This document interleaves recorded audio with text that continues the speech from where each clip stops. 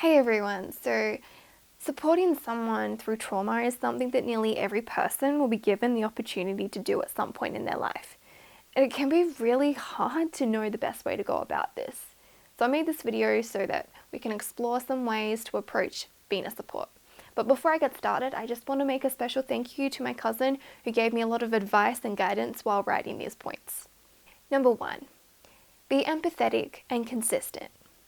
Having empathy means that you try and put yourself in the other person's shoes and walk alongside them in their journey. Be as understanding as you can, but remember that everyone responds to things slightly differently. And do this consistently. Don't be there for them one day and then the next week decide you can't be bothered, because this breaks trust, creates hurt, and gives the message that you're not reliable. Number 2, don't be patronizing. Don't act as if the person's been so hard done by. People don't want to feel like if they tell you about a trauma or something they've gone through that you're suddenly going to treat them differently. They still want you to treat them like normal. Number 3, wait to be invited to talk. Don't rush to give your thoughts and opinions, because most of the time when someone talks to you about something, they just want you to listen and be there for them. But obviously if someone confides in you, you shouldn't just sit there looking at them and nodding, because that would kind of be weird. But yeah, you should respond in some way by acknowledging what they've told you and thanking them for trusting you. Or just going for a hug. That's what I do when I have no idea what to do. But it could be a good idea to ask them if you can hug them, especially if they've gone through physical trauma. Number 4, understand that that person may have triggers or mental illness as a result of that trauma. And sometimes those triggers can be somewhat obvious, but other times they can be quite unexpected.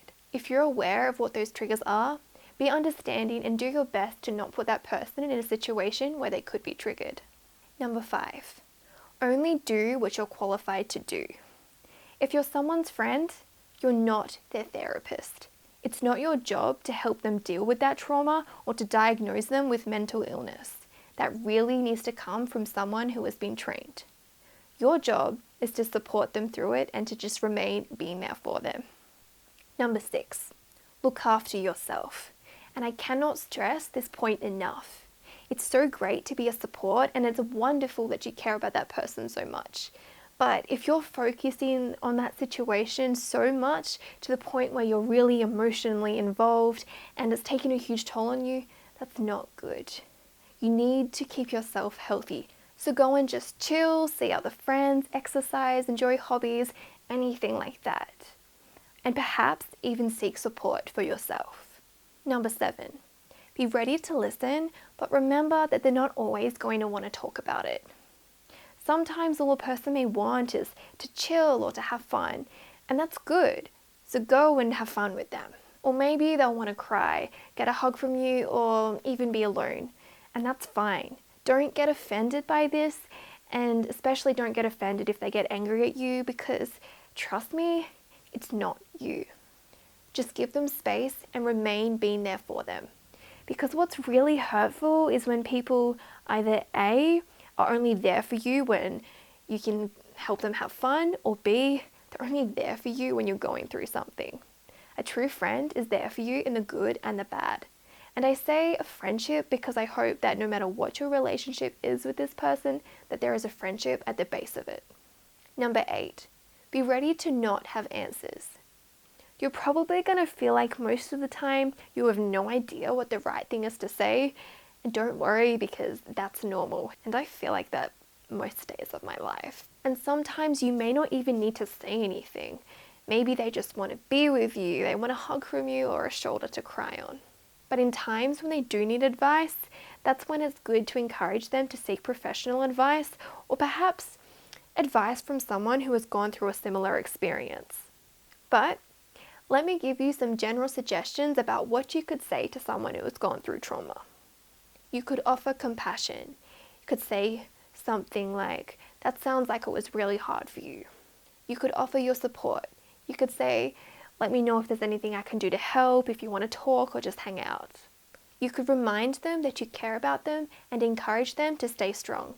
You could say something like, Know that I love and care about you, and I'm here for you even on the days when it gets really hard. You can encourage them to keep moving forward in their journey. You can let them know that what happened to them wasn't something they did and wasn't something that they asked for or deserved. You could ask questions like, do you feel like you're getting enough support? Do you feel like you're still in danger? Do you feel like the situation is getting better? Do you feel like the situation has got worse? Be careful with these questions and phrase them gently so it's not like an interrogation. Some people might find this too intrusive and retreat.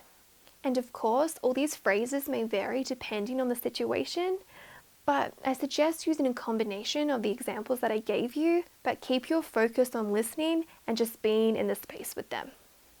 Number 9, encourage them to get other support. It's really good to have multiple support people or networks. It means that they have many different types of support and perspectives, and it means that it's not all on you. And you may need to encourage them to talk to a professional because they're the ones who are trained and should hopefully know the best strategies to help them deal with what's going on for them. And you're not always going to know what to do, and that's completely okay. But another reason why it's good that they have other support. Number 10, understand that their healing will take time. Everyone takes different amounts of time to heal. You need to be patient and understand that your thoughts and opinions about their recovery is likely to not be what happens. And that's okay because these things cannot be predicted. But if you find that you get shocked when you realize that that person is still struggling and trying to heal, you need to be okay with them still going through that process, and you shouldn't get frustrated at them. So please don't say things like, "Why are you still struggling? I thought you were over this." Because that's really hurtful, and I assure you that no one wants to get better more than they do. And they need you to be there to tell them it's okay to not be okay, and healing takes time. So let's give some context to what I'm saying. If we look at death as our example of trauma, it makes complete sense that even 10 years later, a person may get really down about losing their loved one, even when they have gone through that grieving process and appeared to move on. And like with death and any other trauma, sometimes things come back up. A person could be reminded about what happened and sometimes even have to go through that process of healing again. But take comfort that if this does happen, this process won't be as hard as the first time.